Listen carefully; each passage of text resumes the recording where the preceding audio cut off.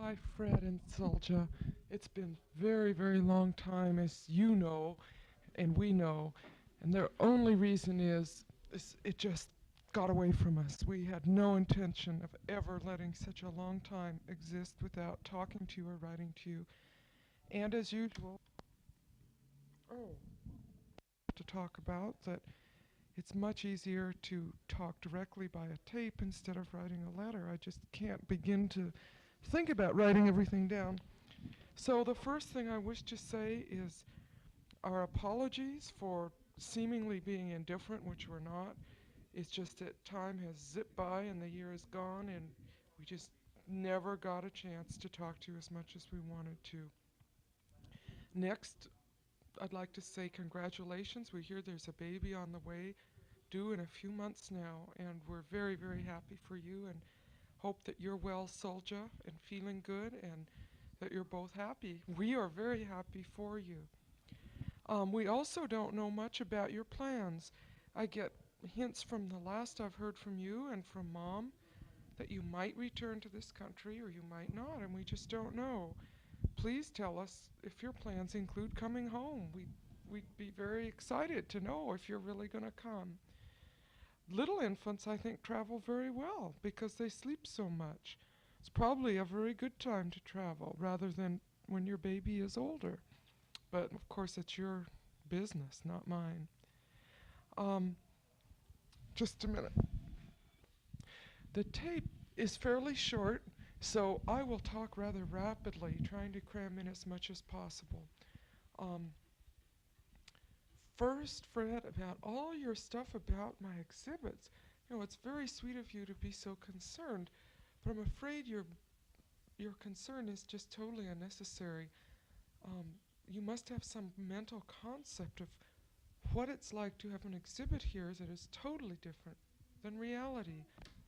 There really isn't any place to exhibit a letter or a purchase order. It's all done very privately.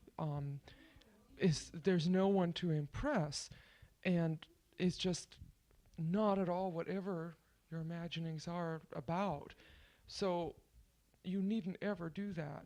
Um, there's just no one to impress or to fake to. It's nothing that I do. And so when I tell you about the next thing, which is very big, the biggest thing in terms of money, certainly, that I could imagine, I just want you to know that there's nobody to whom to send any news report or purchase order or pre-order of metals or anything. It's just not necessary and not meaningful in any way whatsoever. There is no one to impress. Anyway, what it is there was a competition advertised in Art Journal, which we subscribe to, sponsored by the Franklin Mint, which is a private firm in Philadelphia who strike coins and medals, those commemorative things in honor of heaven knows what ships that are built, the first, um, I don't know, nuclear ship or something. Anyway, they are going to do a series of medals to commemorate the bicentennial of the nation. And they are to come out, I guess, for 1976. And there's to be one medal from each of the states. And the theme is each state's contribution to the heritage of the nation.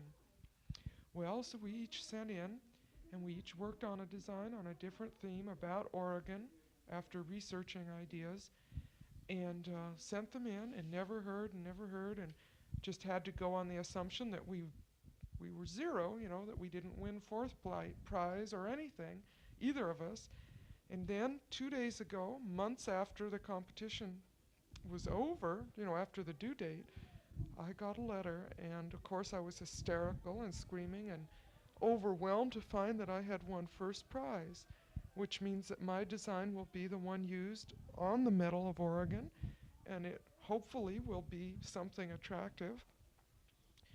And all that's very nice, but what's really nice is that I won a cash prize of $5,000 for this design, which is extraordinary. Um, and of course, we're pretty excited. We've had a little champagne. Um, it's been about a day and a half, I guess, since we got the letter. and it's really quite overwhelming.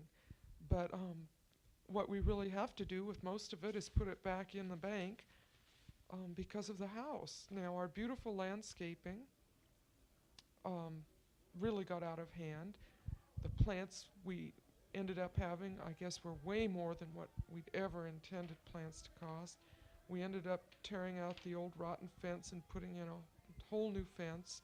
And it's all very lovely, but it turned out to be a fortune, way more money than we'd ever expected to spend. So a vast amount of this money will go into the bank and replace the money we've spent, um, perhaps replace some of the loans we've taken. Um, but a little bit of it we'll play with, I'm sure. We'll take a nice trip, but it just won't be anything tremendous because we have eaten up a lot of money on the house. But that was very exciting. Actually, the personal thrill isn't that great because it's not what I really do, that kind of design, but it is very exciting to win something, that's for sure. I will be mailing you photographs of both inside and outside the house.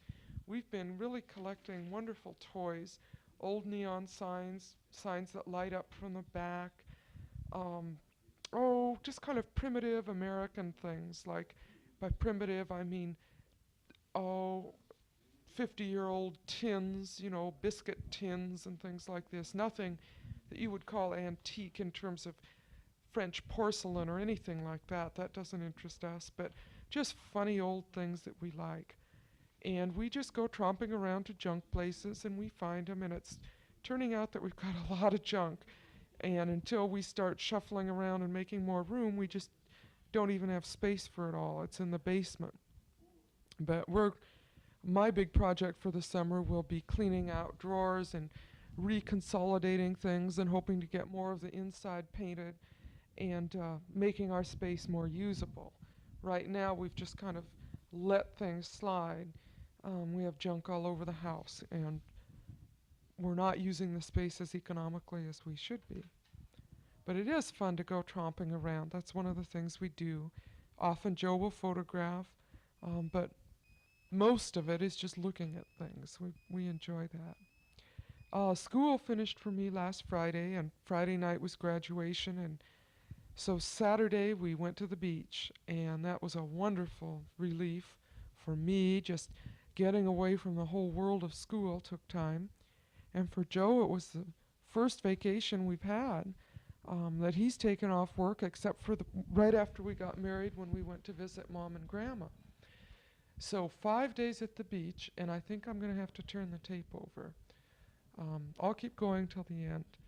Anyway, it's about an hour and a half from Portland, and we had gorgeous weather and a big floppy old beach house that we rented with natural siding and good friends and lots of food and wine, and it really was a wonderful time.